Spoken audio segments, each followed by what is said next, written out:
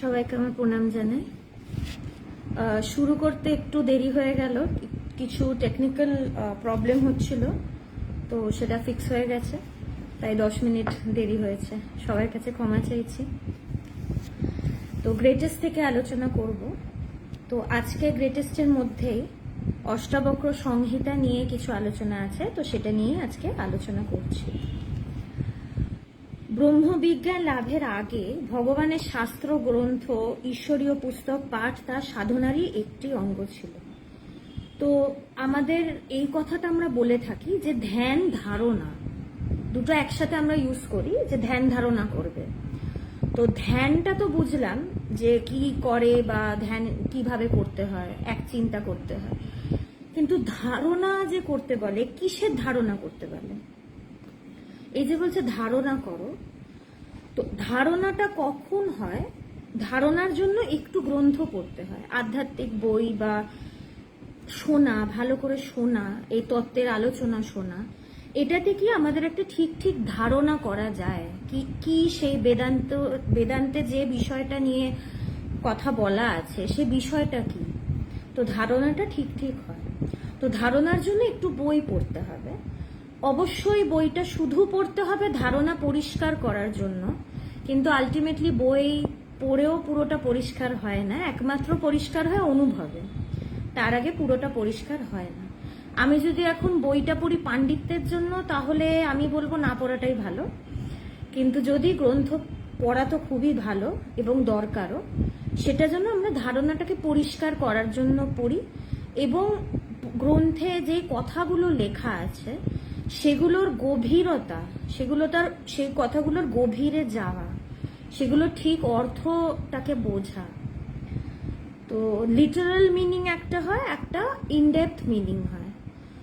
তো প্রত্যেকটা শব্দ খুঁটিয়ে খুঁটিয়ে বোঝা, সেটার এক একটা কথা অ্যাকচুয়ালি শাস্ত্রে বা যে কোনো আধ্যাত্মিক বইতে যে কথাগুলো আছে সেগুলো শুধু কথা নয়, সেগুলো আধ্যাত্মিক বই যারা লেখে, আমি প্রফেসরদের কথা বলছি না, যারা রিসার্চ করে লেখে, রিসার্চ আলাদা এবং একজন সাধু অনুভব করে লিখলো বা একজন স্বামীজি অনুভব করে লিখলো, সেইটা আলাদা। তো যদি আমি স্বামীজিদের বই পড়ি, কোনো যেই স্বামীজি হোক, রামকৃষ্ণ মিশন হোক, যে কোনো মিশনের হোক বা যে কোনো স্পিরিচুয়াল অর্গানাইজেশনের হোক, তাদের প্রত্যেকটা কথা কিন্তু একটা অনুভব থেকে আসছে। তো প্রত্যেকটা কথা নিয়ে কিন্তু বিচার করতে হয়। যে কোনো বইতেই প্রত্যেকটা কথা নিয়ে গভীরভাবে ভাবতে হয়, যেটার গভীর অর্থ কি, সেটা হচ্ছে ঠিক ঠিক বই পড়া। তো ভগবান সবসময় কোনো না কোনো বই পড়তেন, শাস্ত্র পড়তেন এবং অনেক পড়েছেন, মানে প্রচুর পড়েছেন। এমন এমন বইয়ের নাম তিনি বলতেন যেটা আমি কোনোদিনই শুনিনি। নিজের গুরু মহারাজজির পত্র তো বটেই, উপনিষদ, গীতা, ব্রহ্মসূত্র অর্থাৎ প্রস্থানত্রয় ছাড়াও বেদান্তের প্রকরণ গ্রন্থ সকল বিভিন্ন মহাপুরুষের উপদেশাবলী নিয়ম করে তন্ময় চিত্তে পাঠ করতেন।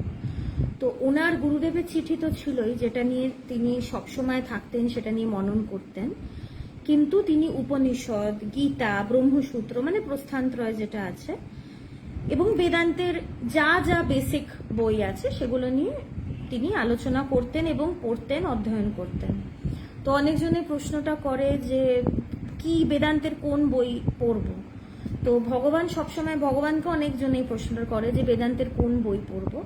তো আমাদের বেদান্ত সোসাইটির নিজস্ব পাবলিকেশন তো আছেই, এবং একটা সুবিধে কি, পাবলিকেশনের কথাগুলো খুব সহজ, ভগবানের কথা খুব সহজ, মানে তিনি অত সংস্কৃত শ্লোক বলে টলে কথা বলেননি কোনো দিন।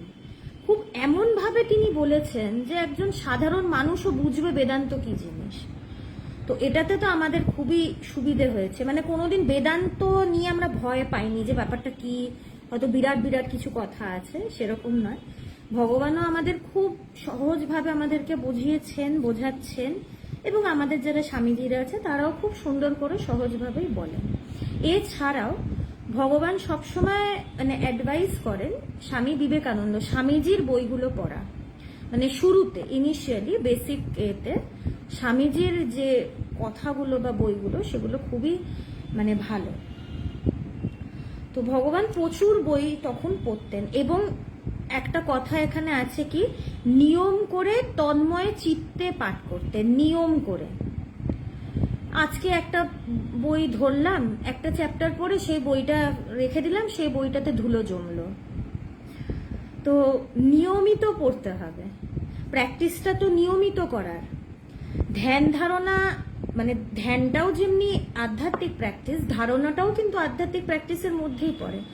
আর আধ্যাত্মিক প্র্যাকটিস মানেই সেটা আমাকে নিয়মিত করতে হবে, একদিন দুদিন ছাড়া ছাড়া নয়, ডেলি। এবং কি তন্ময় চিত্তে পাঠ করতেন, যখন পাঠ করব তন্ময় চিত্তে পাঠ করব। বই পড়তে পড়তে অন্য কথা ভাবছি বা মনটা অন্য দিকে বা ওপর ওপর দিয়ে পড়ে যাচ্ছি, তাহলে কিছুই হবে না, আমার সময় নষ্ট হবে। এর চেয়ে ভালো আমি বলবো বইটা পড়বেন না। যদি বইটা পড়তেই হয় একদম এক মনে পড়তে হবে, তন মন ধন সব দিয়ে একসাথে মানে ভালোভাবে পড়তে হবে। মানে যখন বইটা পড়বো তখন বইটা ছাড়া আমার কাছে অন্য কোনো বিষয় থাকবে না, তাহলেই ঠিক ঠিক বই পড়া। তো তিনি নিয়ম করে তন্ময় চিত্তে পাঠ করতেন। ব্রহ্মবোধের পর যখনই মন ক্ষণকালের জন্য আমি আমার ভূমিতে নেমে আসতো, তখন ভগবান উপরোক্ত গ্রন্থাবলী পাঠ করতেন। তো অনুভবের পরে আগের দিনই আলোচনা করছিলাম যে বেশিরভাগ সময় তিনি সেই ব্রহ্মে লীন হয়ে থাকতেন, সমাধিস্থ হয়ে আত্মস্থ হয়ে থাকতেন। তো সেখানে আমিও নেই, আমারও নেই। কিন্তু যখন তার মনটা একটু নেমে আসতো, আমি আমারের ভূমিতে যখন আসতেন, জগৎটা হচ্ছে আমি আমার দিয়েই এই জগৎ। সবচেয়ে আগে আমি আছি মানে সবকিছু আছে। আমিটা আমাদের খুব প্রবল, আমি নেই মানে কিছু নেই, আমি না থাকলে কিছু হবে না, আমি আছি বলেই সব করছি, আমি আছি, আমি দেখছি, আমি শুনছি, আমি বুঝছি। এবং আমাকে কেন্দ্র করে যা সেগুলো সব আমার, বাড়ি গাড়ি, আমার বাড়ি, আমার গাড়ি, আমার আত্মীয়, আবার মা বাবা, আমার স্ত্রী, আমার পুত্র, আমার স্বামী। তো এই আমি আমার নিয়েই কিন্তু জগৎ।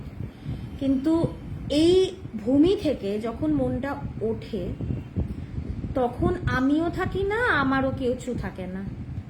তো আমি আমার ভূমিতে যখন মনটা নামতো ভগবানের, তখন তিনি এই বইগুলো পড়তেন।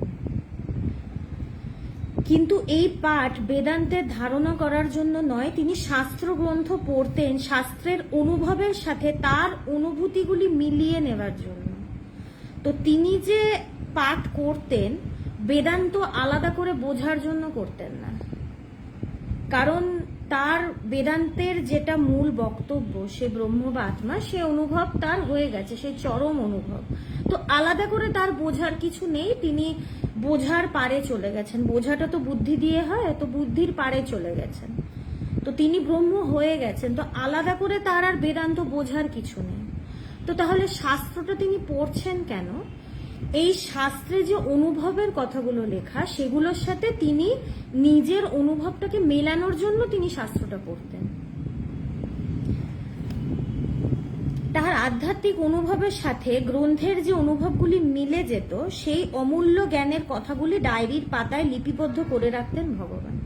তো যখন তিনি শাস্ত্রের কোনো জায়গা পেতেন যেখানের সাথে তার অনুভব মিলে যাচ্ছে, সেটা তিনি ডায়েরিতে লিখে রাখতেন। তাই তার ডায়েরিতে জ্ঞান লাভের পর নিজের অনুভব ছাড়াও যে উপনিষদ, গীতা, প্রকরণ গ্রন্থ বা কোনো মহাপুরুষের বাণী দেখা যেত, তার থেকে বুঝতে হবে ভগবান নিজেও সেগুলি অনুভব করেছিলেন। তো এমনি তো নিজের অনুভব তিনি ডায়েরিতে লিখছেনই, লিপিবদ্ধ করছেন।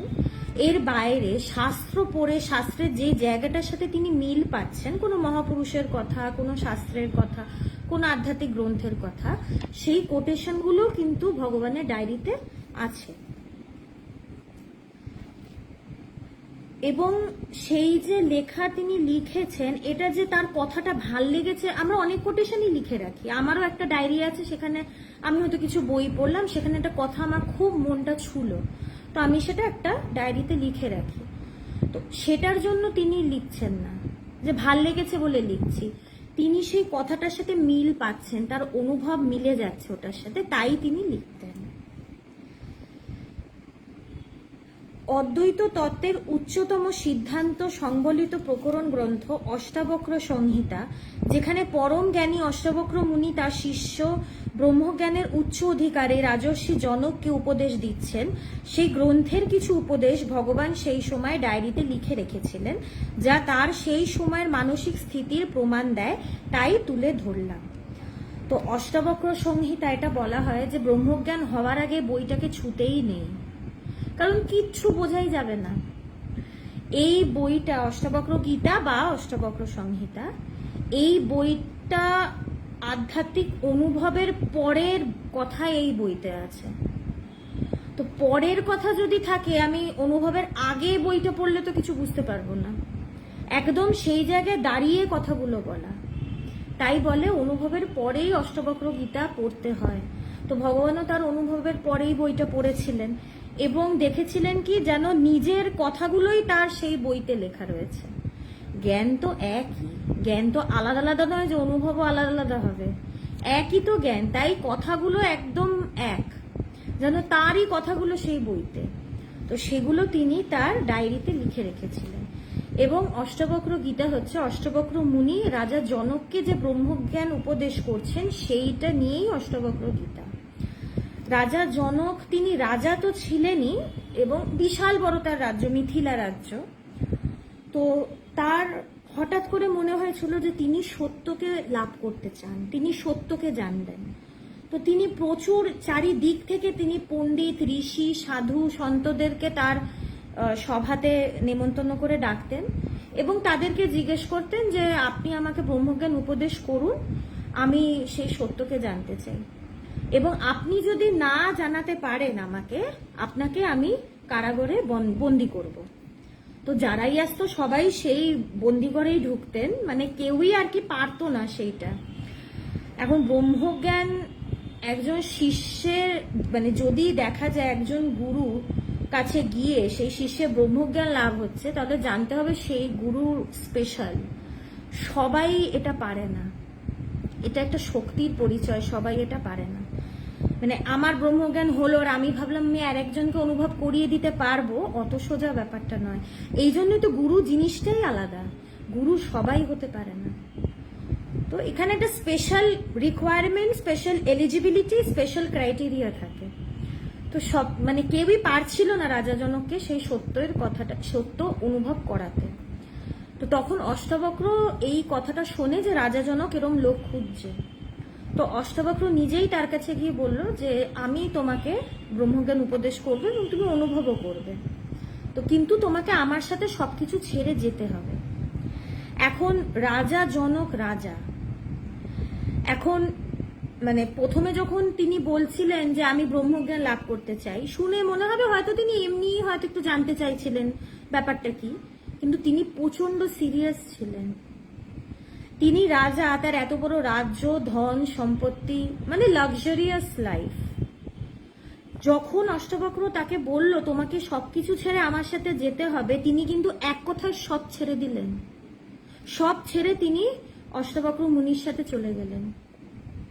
তিনি কিন্তু ইয়ার্কি ঠাট্টা করে সবাইকে ডেকে ডেকে কিন্তু ব্রহ্ম উপদেশ শুনছিলেন না, তিনি প্রচন্ড সিরিয়াসলি ব্যাপারটাকে তিনি করছিলেন।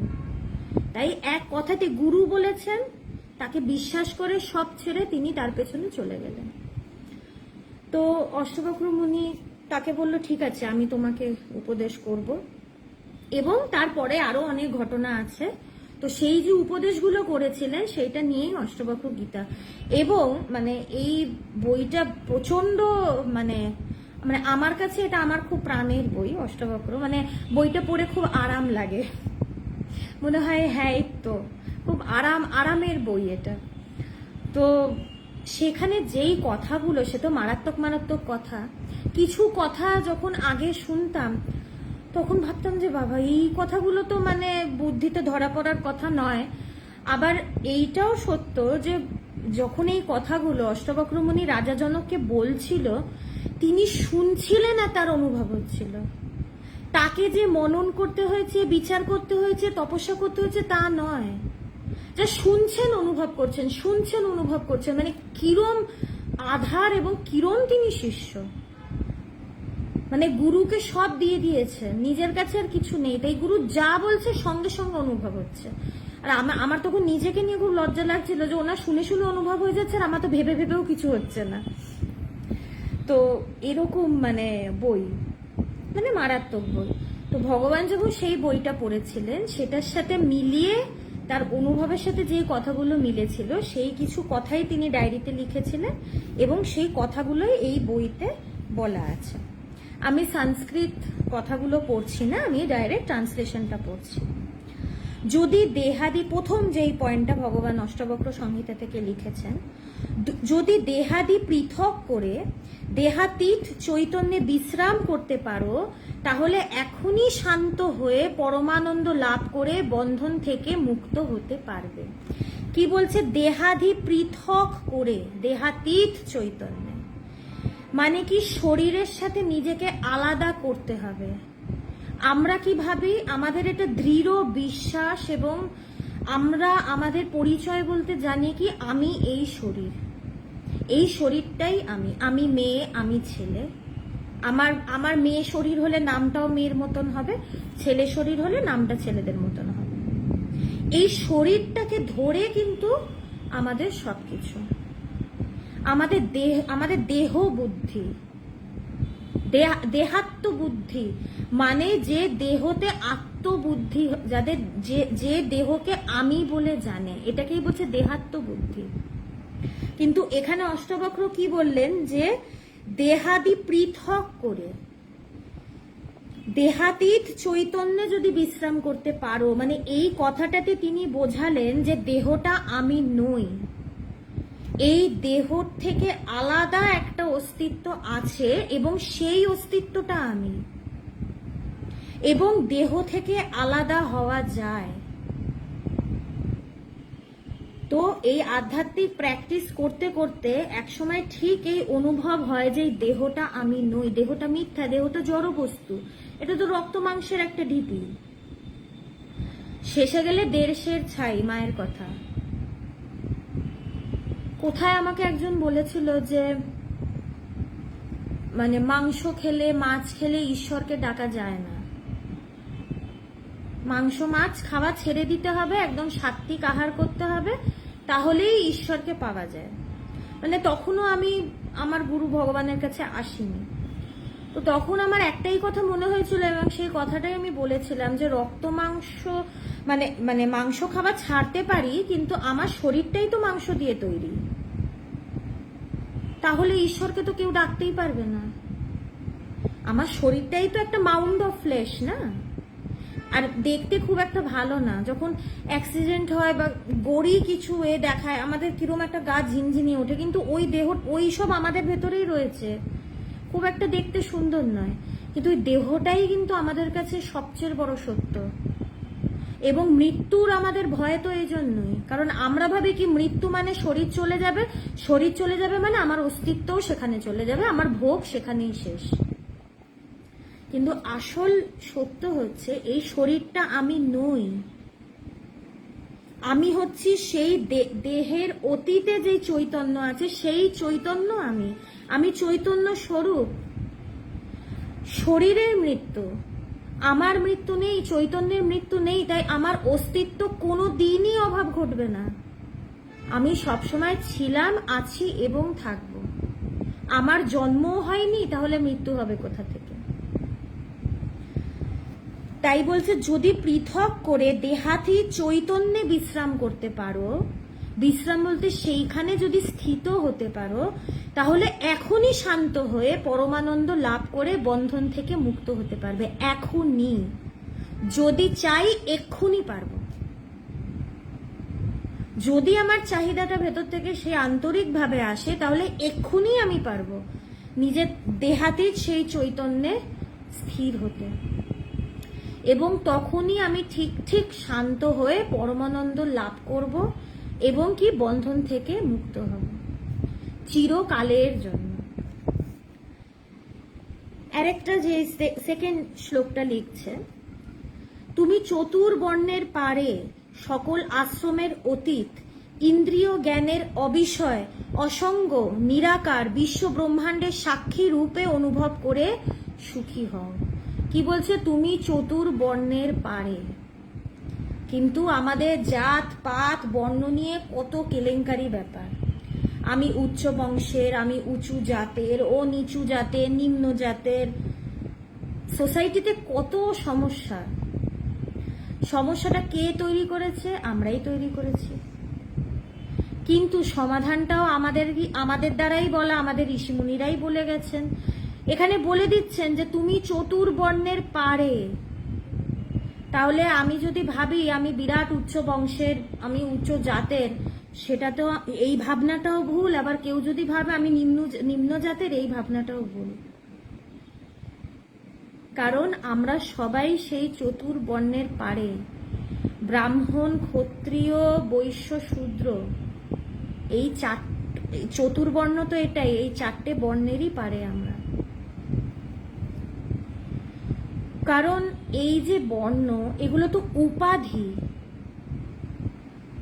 উপাধি মানেই তো মিথ্যা। তাই এই চতুর্বর্ণটা আমার পরিচয় নয়। সকল আশ্রমের অতীত, আমরা যদি চতুর আশ্রম, ব্রহ্মচর্য, গার্হস্থ, বানপ্রস্থ, সন্ন্যাস। আগে আমাদের এই চতুর আশ্রমের সিস্টেমটা ছিল। অ্যাকচুয়ালি সিস্টেমটা খুব ভালোই ছিল, মানে এখনো হলে ভালোই হয়। যদি সেই সিস্টেমটা থাকতো খুব ভালো হতো।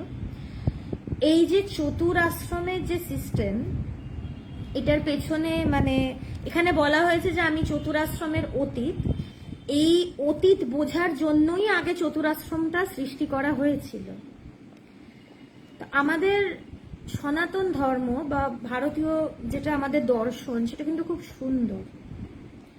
যেমনি বেদে আছে, বেদে শেষে আছে যে বেদে তো সব ধরনেরই জ্ঞান আছে, জগতের সব জ্ঞান, আধ্যাত্মিক জ্ঞান, পৃথিবীতে যা ধরনের জ্ঞান সবকিছু বেদে রয়েছে। এবং বেদের সার অংশটাই হচ্ছে বেদান্ত, যেখানে সে আধ্যাত্মিক পারমার্থিক জ্ঞানের কথাটা বলা আছে। কিন্তু বেদে শেষে এটাও বলা আছে যে সেই পারমার্থিক জ্ঞানকে জানার জন্য বেদেরও পারে যেতে হবে। এটাই আমাদের সনাতন ধর্ম, আমাদের ভারতীয় দর্শনের সৌন্দর্য। এইটা এখানে কোনো এতে বলা নেই এই গ্রন্থ শ্রেষ্ঠ, ওই গ্রন্থ শ্রেষ্ঠ, বা ইনি শ্রেষ্ঠ উনি শ্রেষ্ঠ। শেষে বলা আছে এইটারও পারে যাও। ঠিক এইখানে যে আছে সকল আশ্রমের অতীত, আমি যে সকল আশ্রমের অতীত, এটা বোঝানোর জন্যই 4টে আশ্রম করা হয়েছিল। এবং খুব সুন্দর। প্রথমে ব্রহ্মচর্য। ব্রহ্মচর্য মানে অবশ্যই সেখানে ব্যাচেলার বোঝাচ্ছে না, সেলিবাসি বোঝাচ্ছে না। সেখানে উপনয়ন হতো, ছেলে মেয়ে নির্বিশেষে হতো। হ্যাঁ, মেয়েদেরও সেই সময় হতো উপনয়ন, এখন হয় না, সেটা কিছু করার নেই, বলার নেই। তো তখন তারা উপনয়ন করে তারা গুরুকুলে যেত, গুরুর কাছে থাকতো বছরের পর বছর, যত, আর কোনো ডেফিনিট টাইম পিরিয়ড ছিল না। কিন্তু আমাদের যেমনি এখন যেটা সিস্টেম, আমাদের একটা স্পেসিফিক ডিউরেশন অফ পিরিয়ড, আমরা এই টাইম পিরিয়ডে আমরা পড়াশুনো বা শিক্ষা লাভ করি। কিন্তু সেই সময় কোনো ডেফিনিট টাইম পিরিয়ড ছিল না। কারণ সেই সময় গুরুরা জানতো যে এক একজনের এক এক রকমের পারসেপশন ক্যাপাসিটি। সবাই যে একই রকম ভাবে পড়বে বা একই রকম ভাবে পড়াশুনোটাকে গ্রহণ করবে তা কিন্তু নয়। এক একজনের এক একটা সময় লাগতো। তাই কোনো নির্দিষ্ট সময়সীমা সেই সময় ছিল না। তো তখন তারা গুরুকুলে থাকতো, তারা প্রথমে গুরু সেবা করত, যা কাজ টাজ সব করত। এমনি জাগতিক জ্ঞান যা যা রয়েছে বিষয়, সেটা তো তারা লাভ করতোই। মার্শাল আর্টস, ফিজিক্যাল যে অ্যাক্টিভিটি আর্টস, সেগুলোও তারা মানে শিখতো। এবং পারমার্থিক জ্ঞানের উপদেশও গুরু তাদেরকে দিতেন। এবং তারপরে ছিল গার্হস্থ ধর্ম, গার্হস্থ আশ্রম। কিন্তু সেই সময় কোনো আশ্রমই কিন্তু কম্পালসারি ছিল না। অবশ্যই ব্রহ্মচর্যটা আমি বলবো কম্পালসারি ছিল, কারণ ওটা বেসিক প্রাইমারি এডুকেশন, তো সবাই পাঠাতো গুরুকুলে। আর জাতপাত নির্বিশেষে, রাজার ছেলে হও তুমি, ভিখারির ছেলে হও, একই আসনে বসে তুমি পড়াশোনা করবে। সেখানে কিচ্ছু দেখা হতো না, সবাই সমান, সবাই শিষ্য, গুরু ভাই, সবাই গুরু ভাই। সেখানে পয়সা টয়সার কোনো ব্যাপার নেই। রাজার ছেলেও মাটিতে বসে খেত, আর ব্রাহ্মণের ছেলেও মাটিতে বসে খেত। তো যেহেতু ব্রহ্মচর্য আশ্রমটা প্রথম এবং সেটা বেসিক, সেটা কেউ স্কিপ করতো না, সবাই গুরুকুলে যেত এবং পড়াশোনা লাভ করত। এবং সেই সময় একটা প্রচন্ড সুন্দর যে ব্যাপারটা ছিল, সেই সময় টাকার বিনিময়ে কিন্তু শিক্ষা ছিল না, ফিস কিছু ছিল না। গুরুরাও জ্ঞান দানের জন্যই শুধু জ্ঞান দান করতেন, আর শিষ্যরাও শেখার জন্য শিখত। কোনো ফিস টাকা পয়সা কিচ্ছু না, শুধু গুরুর একটু সাহায্য করা, গুরুকুলে কাজ করা, ব্যাস। খুব সিম্পল এবং খুব সুন্দর সিস্টেম ছিল। এখন কি ব্যাপারটা লেনদেনের হয়ে গেছে। আমরা টিউশন বাচ্চাদেরকে দিই, টিউশন টিচার ওই টাকাটা নিয়ে নেয়, কিছু একটা পড়িয়ে দেয়, হয়ে গেল। এখন মানে ব্যাপারটা সবই ব্যবসার ব্যাপার, কিন্তু আগে এইটা একদমই ছিল না। এবং টাকার মানে সেই সময় শিক্ষাটাকে যদি কেউ টাকার সাথে তুলনা করতো, মানে গুরুরা ভীষণ ক্ষিপ্ত হতেন। তারা শুধু জ্ঞান দান করার জন্যই জ্ঞান দান করতেন, বিনিময়ে কিছু চাইতেন না। তো এইটা ছিল প্রথম। এর পরে ছিল গারস্থ আশ্রম। এখন কারুর যদি সেই সময় মনে হতো যে না, আমি ব্রহ্মচর্য আশ্রম কাটিয়েছি, আমি ডাইরেক্ট বানপ্রস্থে চলে যাব, আমি গৃহস্থ ধর্ম পালন করব না, বা এই আশ্রমে আমি ঢুকবো না, তাহলে তার স্বাধীনতা ছিল, তুমি ঢুকো না, তুমি ডাইরেক্ট বানপ্রস্থে চলে যাও, বা তুমি গুরুর কাছে আশ্রমেই থেকে যাও। কিন্তু যার মনে হতো এবার আমি বাড়ি ফিরবো, আমি একটু রোজগার করব, আমার একটা পরিবার হবে, তাদেরও স্বাধীনতা ছিল সেই আশ্রমে ঢুকে সে চাকরি করুক, যাই করুক, কাজ করুক, পরিবার হোক, তার সন্তান হোক, সে করতে পারত, স্বাধীন, কোনো বাধা ধরা নিয়ম ছিল না। তারপরে বানপ্রস্থের কেউ গারস্থের পরে যদি তার মনে হতো যে না এবার আমি বানপ্রস্থে যাব, তখন অনেক তো সংসার করলাম, আমার বাচ্চা কাচ্চারা বড় হয়ে গেছে, এবার আমি বানপ্রস্থে যাই, আমি সিম্পল লাইফ লিড করব, আমি ঈশ্বর চিন্তা নিয়ে থাকব, আর শেষে গিয়ে সন্ন্যাস। সন্ন্যাস কথার অর্থই সম্যক রূপে অজ্ঞান নাশ। তো তখন বানপ্রস্থে সে সাধনা করে চেষ্টা করত সেই পরম জ্ঞানটা লাভ করার, আর তারপরে সেইভাবেই তিনি এই শরীর ছেড়ে তারা যেত। একটা দারুণ মানে সিস্টেম ছিল। তো যখন তারা সন্ন্যাস আশ্রমে ঢুকতো, তখন এইটা তারা বুঝেই ঢুকতো যে তারা এই সকল আশ্রমের অতীতে। ইন্দ্রিয় জ্ঞানের অবিষয়। ইন্দ্রিয় জ্ঞান মানে আমাদের পঞ্চ জ্ঞান ইন্দ্রিয়, চোখ, কান, নাক, জিহ্বা এবং ত্বক। চোখ দিয়ে দেখবো, কান দিয়ে শুনবো, নাক দিয়ে ঘ্রাণ মানে গন্ধ পাবো। এই পঞ্চ জ্ঞান ইন্দ্রিয় হচ্ছে গেটওয়ে, মানে জগতের সম্পূর্ণ নলেজ আমরা এই পঞ্চ জ্ঞান ইন্দ্রিয় দিয়ে পাই। জগতের সবকিছু, প্রত্যেকটা ইনফরমেশন আমাদের এই পাঁচটা সেন্স অর্গান দিয়ে ঢোকে। এবং কি এই যে পাঁচটা জ্ঞান ইন্দ্রিয়, এটা জগৎকেই বিষয় করে, জগতের সব জিনিসকে বিষয় করে। চোখ একটা জিনিস দেখবে, সেই বস্তুটাকে আমার মন বিষয় করবে। কান দিয়ে একটা আওয়াজ, একটা কথা শুনলাম, সেই কথাটা চট করে মন ধরে, কি বললো কথাটা, এটা বললো কেন, এটা বললো কেন। কিছুটা দেখলাম, ওটা দেখলাম, কি হলো, ব্যাপারটা কি ঘটলো। একটা গন্ধ পেলাম, কিসের গন্ধ বেরোচ্ছে, কি সুন্দর গন্ধ বা বাজে গন্ধ। একটা কিছু খেলাম, খাবারটা কি সুন্দর, আবার খাবো। স্পর্শ পেলাম, কি নরম বা কি খড়খড়ে।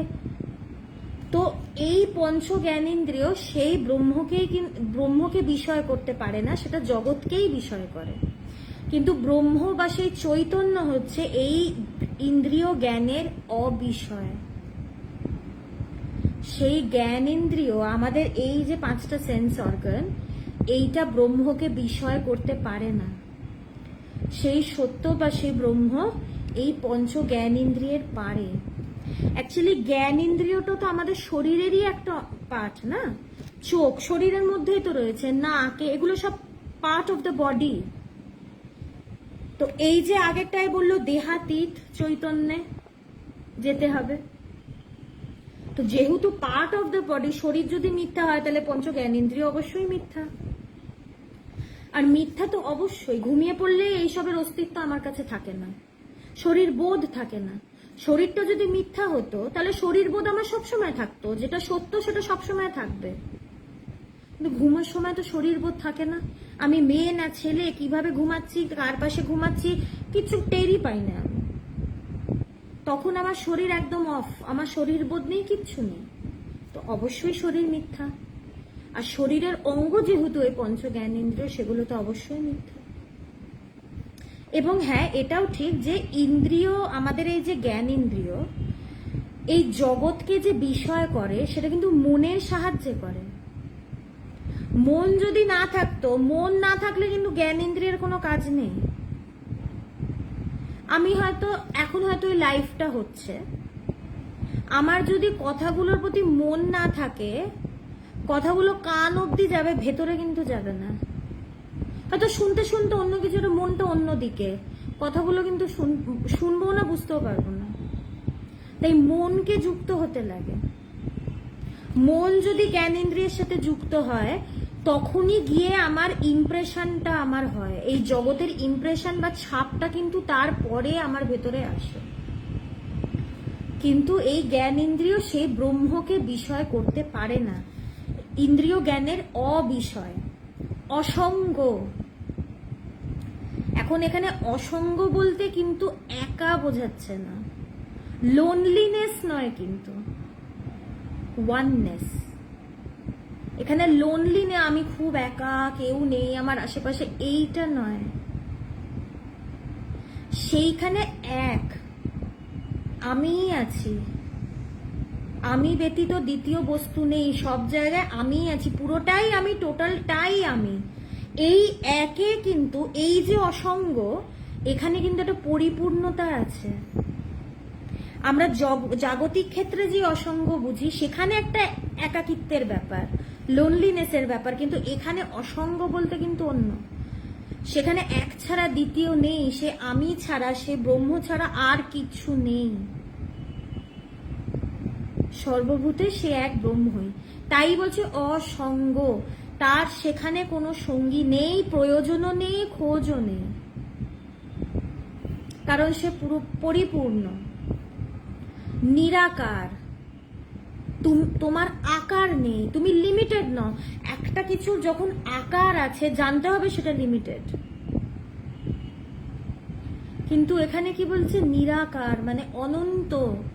তোমার কোনো লিমিট নেই, তুমি ফাইনাইট নাও, ইনফাইনাইট। আমরা নিজেদেরকে খুব লিমিটেড মনে করি। আমার এই 5 ফুট 3 ইঞ্চি শরীর একটা পার্টিকুলার জায়গা জুড়ে থাকে, এবং কি খুব লিমিটেড। কিন্তু এখানে কি বলছে? নিরাকার, সেই ব্রহ্ম বা চৈতন্য নিরাকার। বিশ্ব ব্রহ্মাণ্ডের সাক্ষী রূপে অনুভব করে সুখী হও। বলছে এই যে বিশ্ব ব্রহ্মাণ্ড, এটা সাক্ষী, তুমি সাক্ষী স্বরূপ, খালি উইটনেস। যে সাক্ষী সে কিন্তু লিপ্ত নয়, সে কিন্তু জড়িত নয়। ধরো একটা জায়গায় একটা মারপিট হচ্ছে, মারপিট মানে শুরু হলো, ঝগড়া দিয়ে মারপিট শুরু হলো, তো তাদেরকে পুলিশ ধরে নিয়ে গেল। এবার পুলিশ কি করবে? একজন সাক্ষীকে ডাকবে। সেই সাক্ষী, যে সাক্ষী হবে, সে কিন্তু মারপিটের সাথে জড়িত নয়, সে আলাদা দাঁড়িয়ে মারপিটটা দেখছে, সে কিন্তু মারপিট করছে না। তাই তাকে সাক্ষী বলা হচ্ছে। পুলিশ কি সাক্ষীকে ডাকবে, জিজ্ঞেস করবে, আর সাক্ষী বলবে কে কাকে আগে মেরেছে। সে যুক্ত নয়, সে আলাদা হয়ে দাঁড়িয়ে সে পুরো ঘটনাটা দেখেছে, কখন কিভাবে কোনটা কে কি করেছে, কি হয়েছে। তো ঠিক সেই চৈতন্য বা ব্রহ্ম, সেটা সাক্ষী স্বরূপ, সেই সবসময় প্রকাশ করছে কোথায় কি হচ্ছে না হচ্ছে, আমি কি ভাবছি, কি করছি, সে পুরো জগৎটাকে প্রকাশ করছে। কিন্তু সে নিজে লিপ্ত নয়, সে নির্লিপ্ত, নির্বিকার। যেমনি আগের দিন বলছিলাম না, সিনেমা এবং তার পর্দা, পর্দাটার ওপরে সিনেমা। এখন সিনেমাটা তো পর্দার উপরে হচ্ছে, কিন্তু সিনেমাটার ছাপটা কি পর্দার উপরে পড়ে? মানে যখন আমি প্রজেক্টরটা বন্ধ করে দিই, তখন পর্দাটা তো ফাঁকা, তো ফাঁকাই। পর্দাটার সাথে সিনেমার যে রিল চালিয়ে আলো পড়ে যে সিনেমাটা চলছে, কোনো সম্পর্ক নেই। সেটা যেমনি ফাঁকা, সেটা সেই ফাঁকা সাদাই পর্দা। সূর্য, সে সবকিছু প্রকাশ করছে, কিন্তু কিছুর সাথে লিপ্ত নয়। সূর্যের আলো একটা বস্তুর ওপরে পড়লো, আমি কি বলি যে সূর্যের আলোটা বস্তুর সাথে মিলেমিশে একাকার হয়ে লিপ্ত হয়ে গেল? শুধু পড়লো, প্রকাশ করলো সেই বস্তুটাকে। সূর্য কিন্তু কিছুর সাথে জড়িত নয়, নির্লিপ্ত। ঠিক সেরকমই সেই জ্ঞান সূর্য, সেই ব্রহ্ম বা আত্মা, সেটা নির্লিপ্ত, সাক্ষী রূপে, সে বিশ্ব ব্রহ্মাণ্ডের সাক্ষী।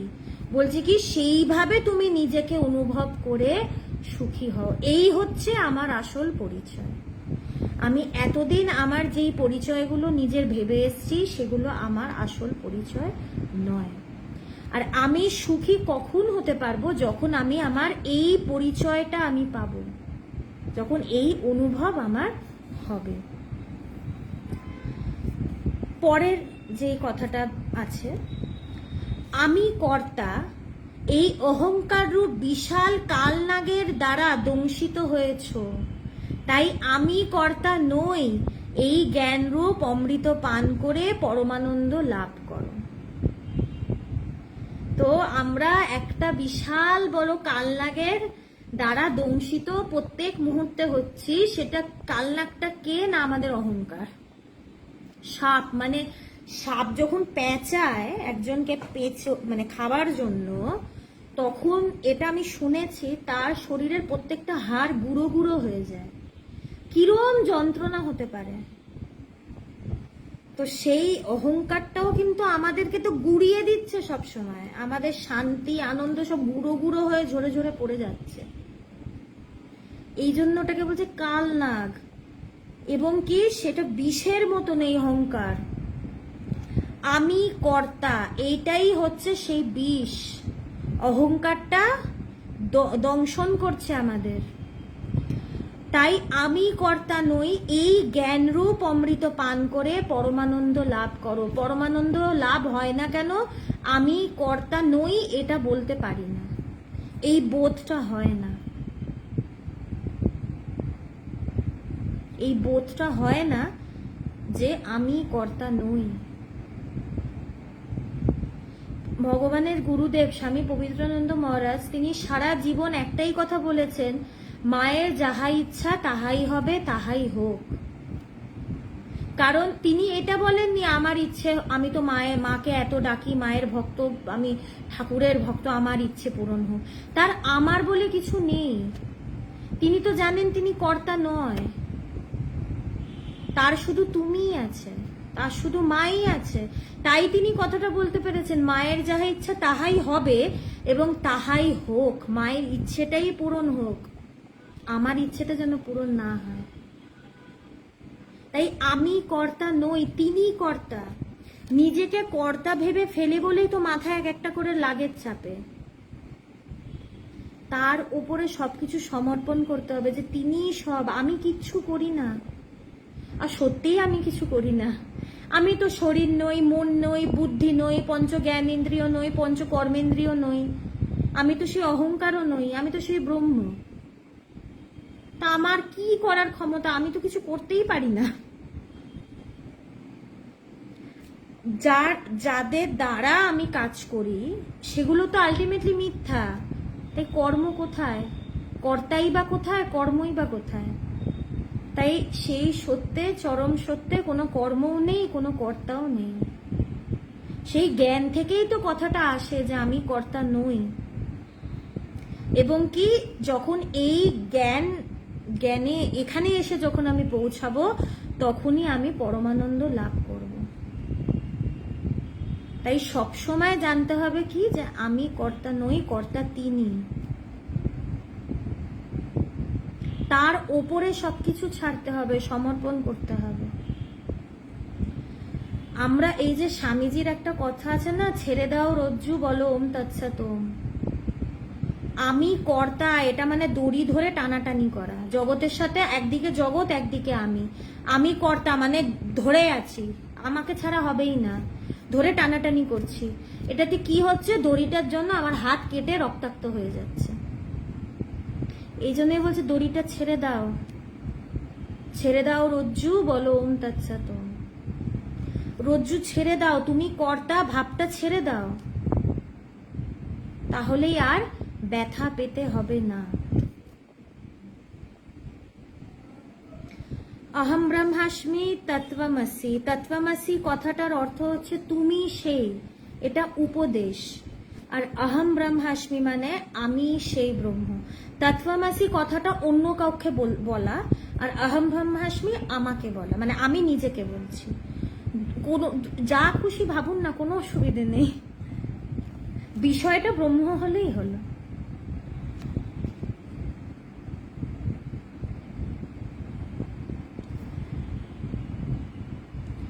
এর পরের কথাটা হচ্ছে আমি বিশুদ্ধ এক বোধ স্বরূপ চিদাত্মা, এই নিশ্চয় রূপ জ্ঞানাগ্নি দ্বারা গভীর অজ্ঞানারণ্য ভস্মীভূত করে শোকহীন সুখী হও।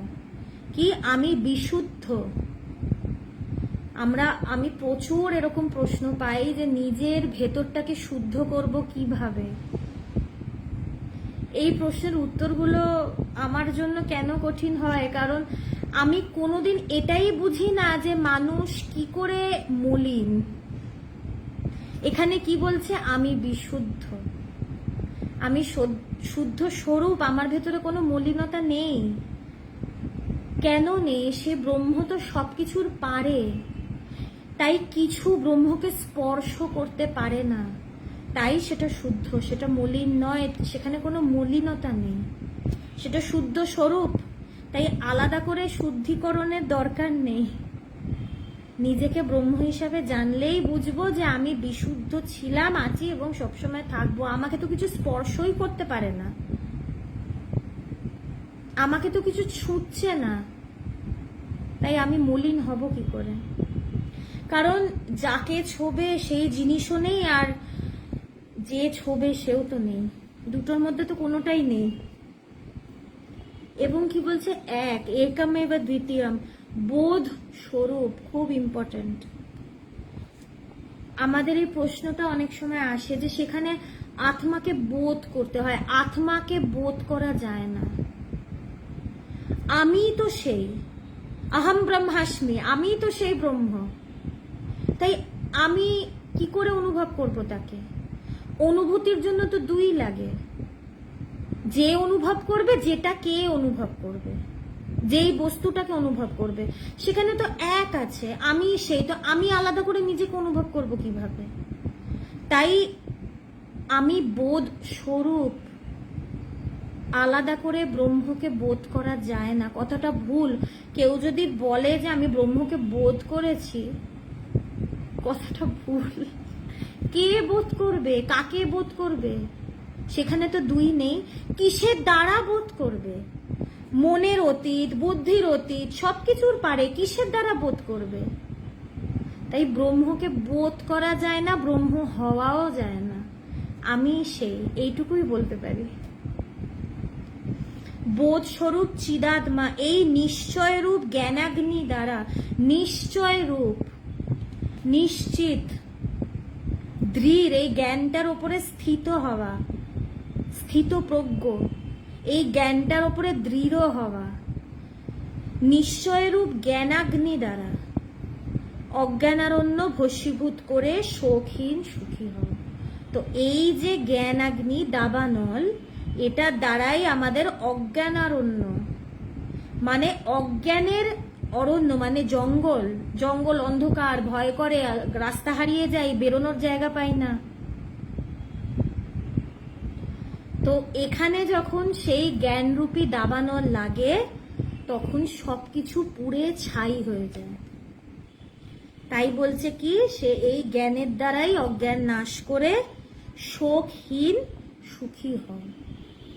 তখন আর কোনো শোক টোক বলে কিছু থাকবে না। আচ্ছা, তত্ত্বমসিতে দুই আসে না, তুমি সেই, একেরই তো কথা। এটা হচ্ছে একটা উপদেশ, একটা মহাবাক্য, গুরুর উপদেশ যে তুমি সেই, এটা তো একই, তুমি সেই। তো এখানে দুই আসে না। হ্যাঁ, যে কথা বলছে আর যে শুনছে সেখানে দুই, কিন্তু কথাটা তাকে যেখানে নিয়ে যাচ্ছে সেই জায়গাটা এক, সেখানে দুই নেই। যেখানেই কথা, কথা মানেই দুই।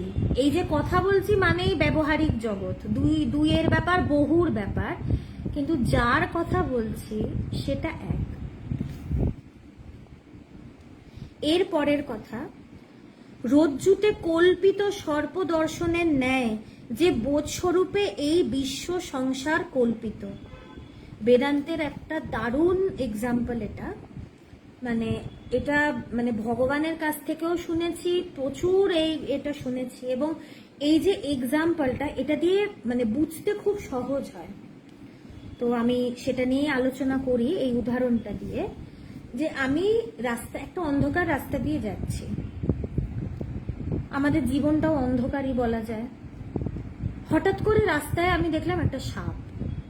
এখন সাপ দেখতে পেয়েছি, আমার তো ভয় করবেই। তো চিৎকার চেঁচামেচি, লোকজন জড়ো হয়ে গেল। বললাম ওখানে একটা সাপ আছে, আমি যেতে পারছি না রাস্তাটা দিয়ে, আমার খুব ভয় করছে, সাপটাকে তাড়ান। তো সবাইও খুঁজবে কোথায় সাপ কোথায় সাপ, সবাই চিৎকার করবে তাই নাকি, সাপ আছে, লাঠি আনো, এই আনো, আগুন আনো, মারতে হবে। কিন্তু যে সেই রাস্তা দিয়ে রোজ যাতায়াত করে, যে রাস্তাটাকে ভালো করে চেনে, সে বলছে কি যে না ওখানে তো সাপ নেই, আমি তো রোজ এখান দিয়ে যাতায়াত করি, আমি তো কোনোদিন সাপ দেখতে পাইনি। বলছে না না ওখানে আছে। তো বলছে ঠিক আছে তুমি আমার সাথে চলো, একটু কাছ থেকে দেখি ওখানে সাপ কি আদৌ আছে। চলো না আমার সাথে চলো, আমি একটু কাছ থেকে তোমাকে দেখাচ্ছি, ওটা সাপ নয়, ওটা অন্য কিছু, তুমি ভুল করছো। যখন সে আমাকে হাত ধরে কাছে নিয়ে যাবে, তখন দেখবো ওটা সাপ নয়, ওটা দড়ি। রজ্জুতে কল্পিত সর্প দর্শনের ন্যায় যে বোধস্বরূপে এই বিশ্ব সংসার কল্পিত।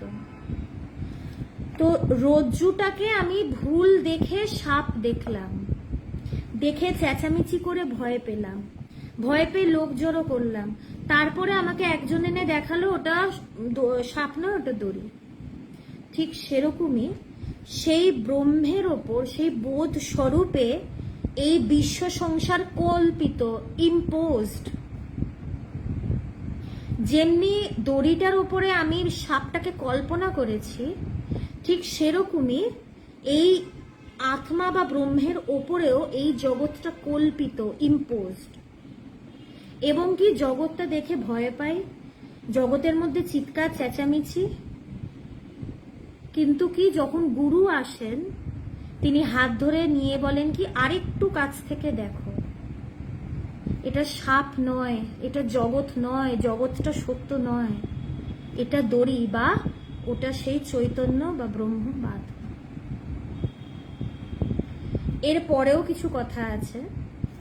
এর পরের এখানে অষ্টাবক্র সংহিতায় তো এটাই লেখা, পরের লাইনটাও পড়ছি, সেই অনন্ত আনন্দ স্বরূপ চিদাত্মাই তুমি এটা জেনে সুখে বিচরণ করো। যেই বোধ স্বরূপের ওপর এই জগৎ কল্পিত, বিশ্ব সংসার কল্পিত, সেই বোধ স্বরূপ, সেই চৈতন্য বা আত্মাই হচ্ছ তুমি, সেই অনন্ত আনন্দ স্বরূপই তুমি। এইটা জেনে সুখে বিচরণ করো। এই জন্য তো ঠাকুর বলছেন ব্রহ্মজ্ঞান আঁচলে বেঁধে যেথা সেথা যাও। এইটা জানার পরে সুখে যেখানে ইচ্ছে গিয়ে বিচরণ করো। এখন ব্রহ্মজ্ঞান আঁচলে না বেঁধে যদি যেটা সেটা চলে যাই, তাহলেই তো গন্ডগোল না?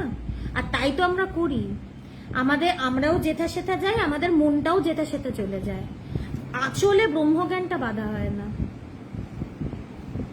তো এইখানে বলছে যে সেইটাই তুমি। তো এইখানে যে কথাটা, রজ্জুতে কল্পিত সর্পদর্শনের ন্যায় যে বোধস্বরূপে এই বিশ্ব সংসার কল্পিত, তো আমি কাছে গিয়ে দেখলাম যে ওটা সাপ নয়, ওটা রজ্জু। এরপরে ভগবান আরেকটু কিছু লাইন ভগবানের নিজের থেকে তিনি বলেছিলেন, যে একটু কাছে গিয়ে তো দেখলাম যে ওটা রজ্জু, ওটা সর্প নয়, সর্প ওখানে নেই, ওখানে রজ্জু আছে। যদি আরো কাছে যাই তাহলে দেখবো ওখানে রজ্জুও নেই। কথাটার মানে কি, যে আধ্যাত্মিকতা চর্চা করতে করতে, গুরু মুখে শুনতে শুনতে আমি এইটা বুঝি কি, যে জগৎটা নেই, সেটা মিথ্যা, সেটা কল্পনা, এক ব্রহ্মই আছে। কিন্তু যখন আমি সেই ব্রহ্মের সাথে এক হই, তখন আলাদা করে ব্রহ্মের এক্সিস্টেন্স তো আমার কাছে থাকে না, তখন তো আমিই সেই। তাই আলাদা করে তখন আর ব্রহ্মের ধারণা বা কনসেপ্ট বা ব্রহ্ম আর বিষয় রূপে থাকে না। জগৎটা তো মিথ্যা, যখন আমরা বুঝি জগৎটা মিথ্যা, তখন আমরা সত্যকে বিষয় করি বা ব্রহ্মকে বিষয় করি, যে আমাকে সেই সত্যের সাথে একাকার হতে হবে, আমাকে ব্রহ্মের সাথে একাকার হতে হবে। একদম যখন কাছে চলে যাই, যখন একাকার হয়ে যাই, তখন আর আমার আর ব্রহ্মের মধ্যে তফাৎ থাকে না, ব্রহ্ম আলাদা করে বিষয় হয় না, আমি সেই, এইটা তখন আমার বোধ হয়। তাই তখন আলাদা করে আর রজ্জুও থাকে না। আশা করি আলোচনাটা বোঝা যাচ্ছে। অ্যাকচুয়ালি বোঝার তো বিষয় নয়, বারবার একই কথা বলি, অনুভবের বিষয়। পরের কথাটা, হে পুত্ররূপী শিষ্য, তুমি দেহাত্ম বুদ্ধি বশত বদ্ধ হয়ে আছো, তাই আমি জ্ঞান স্বরূপ এই জ্ঞানরূপ খর্গ দ্বারা দেহাভিমান ছিন্ন করে সুখী হও। কি? হে পুত্ররূপী শিষ্য, পুত্ররূপী, অবশ্যই গুরু তার শিষ্যকে পুত্র, সন্তান তো, শিষ্য তো গুরুর সন্তানই হয়। গুরু তো শিষ্যের জন্ম দেয়, যখন শিষ্যের সেই জ্ঞান লাভ হয়, সে তো নতুন জন্ম পায় তার গুরুর থেকে। তাই বলছে যে পুত্ররূপী শিষ্য, তুমি দেহাত্মবুদ্ধি বশত বদ্ধ হয়ে আছো। এই যে দেহর প্রতি আত্মবুদ্ধি, যেটা একদম প্রথম কথাটায় আলোচনা করছিলাম, দেহকে আমি বলে ভাবা, এটাই আমাদেরকে বদ্ধ করে রাখে। আমি দেহ, আমি লিমিটেড, আমার ক্ষমতা নেই, আমি জীব, আমি ছোট, আমাদের সব, প্রত্যেকটা ইনফিরিয়রিটি কমপ্লেক্স, আমাদের সব ইনসিকিউরিটি, সব আমাদের এই দেহকে আমি বলে ভাবা থেকে আসে। এই জন্যই আমরা বদ্ধ এবং আমরা সংকীর্ণ, ছোট, একটা বাউন্ডারির মধ্যে আবদ্ধ, বেরোতে পারি না। এই ভাবনাটার জন্যই যে আমি এই দেহ। রমন মহর্ষির একটা কথা আছে যে তোমাকে কিচ্ছু করতে হবে না, তোমাকে শুধু এই চিন্তাটা ত্যাগ করতে হবে যে তুমি ব্রহ্মকে জানো না বা তুমি ব্রহ্মকে চেনো না। শুধু চিন্তাটা ত্যাগ করলেই হবে, কিচ্ছু হতে হবে না, ব্রহ্ম এখানে হওয়ার বিষয় নেই। আমি ব্রহ্মই, কি হব? যেটা আমার থেকে আলাদা বা যেটা আমি নই সেটা হওয়া যায়, আমি তো ব্রহ্মই, আলাদা করে তো হওয়ার ব্যাপার নেই। তাই এই চিন্তাটা ত্যাগ করতে হবে শুধু। তো এই জন্যই আমরা বদ্ধ। তাই আমি জ্ঞান স্বরূপ এই জ্ঞানরূপ খর্গ দ্বারা দেহাভিমান ছিন্ন করে সুখী হও। আমি জ্ঞান স্বরূপ, আমি এই দেহ না, আমি জ্ঞান স্বরূপ। এই জ্ঞানরূপী খর্গ, এটাকে খর্গের সাথে তুলনা করছে, বলছে এটা দ্বারা দেহাভিমান ছিন্ন করো। দেহের প্রতি যে অভিমান, আমাদের দেহ নিয়ে যে অহংকার,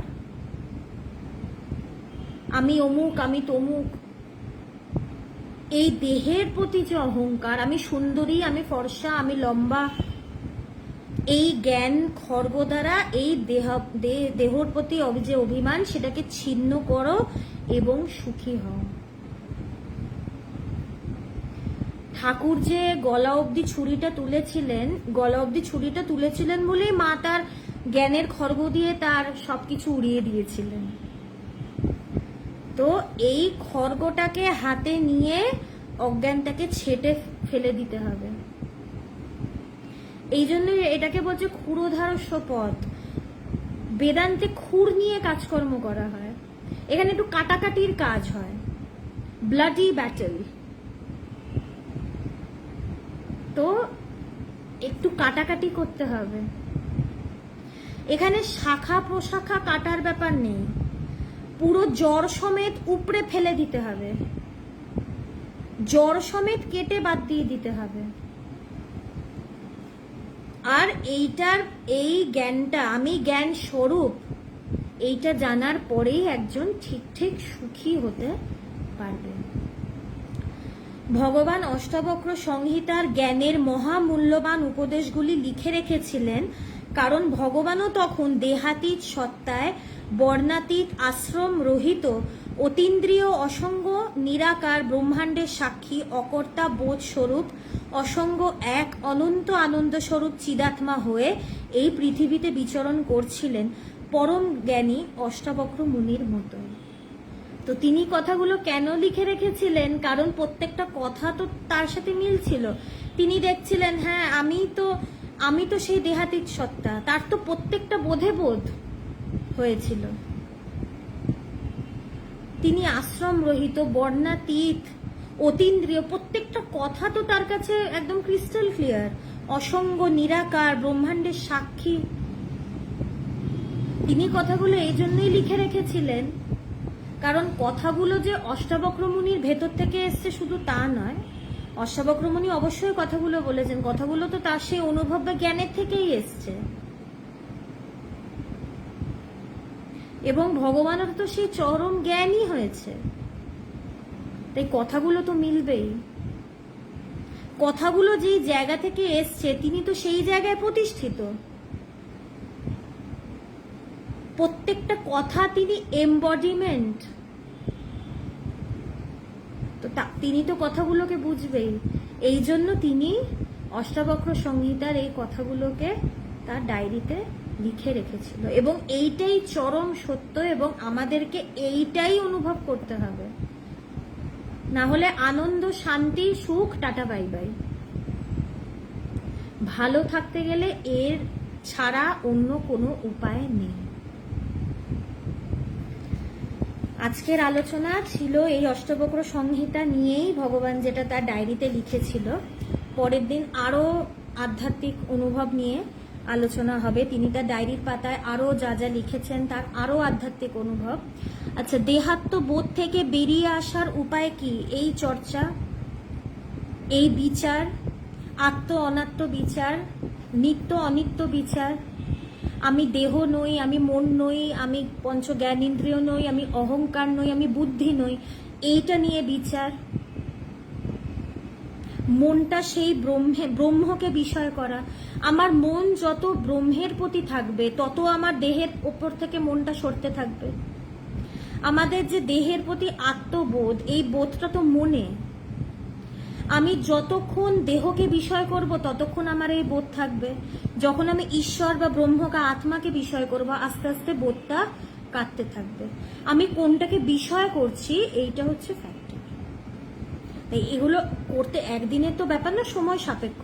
পবিত্রানন্দজি তার শিষ্য ভগবানকে লিখেছিল যে preparation takes time, self discovery takes no time. তাই একদিনে তো অনুভব হবে না, এই প্রিপারেশন টেক্স টাইম, একটু সময় লাগবে।